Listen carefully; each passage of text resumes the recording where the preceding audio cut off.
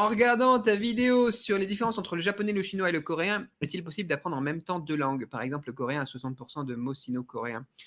Oui, ou le russe a 30% de vocabulaire français, etc. Mais deux langues en même temps, je ne suis pas d'accord.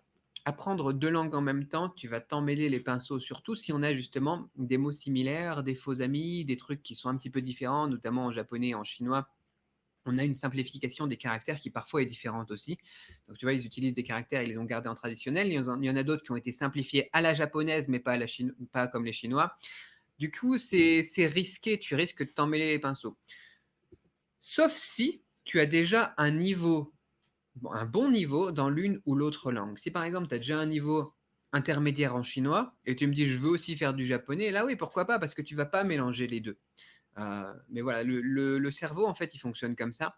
Il va avoir tendance à mélanger ou à associer les choses qui sont similaires. C'est pour ça que même, en fait, apprendre des contraires, tu vois, apprendre chaud et froid en même temps, c'est pas productif parce que ton cerveau, il les associe au final.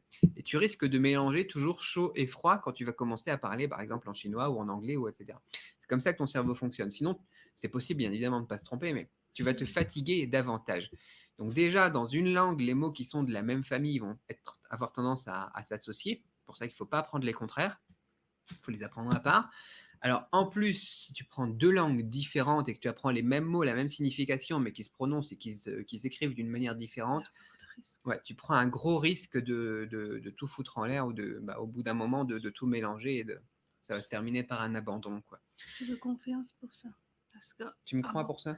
bah oui, parce qu'avant, on parlait l'anglais. Parce Ouais, qu'on a quand même à apprendre pendant plus de 10 ans, quoi, en ouais. Chine. Et puis après, quand on est arrivé en France, on toujours les premiers mots, on dit what? Ah, après, tu as des réflexes, ça. Oui, c'est ça. Et puis maintenant, quand on les parle français, et puis tu me dis, ah, tu parlais l'anglais aussi? Hmm.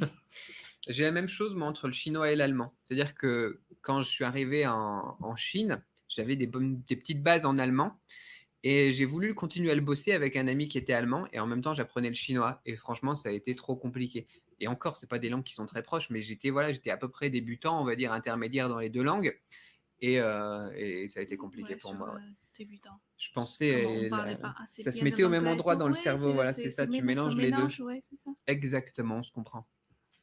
Voilà. Pour cette question, c'est une mauvaise idée, sauf si tu as déjà un bon niveau Oui, dans c'est ça. l'une ou l'autre langue. Voilà. Excuse-moi.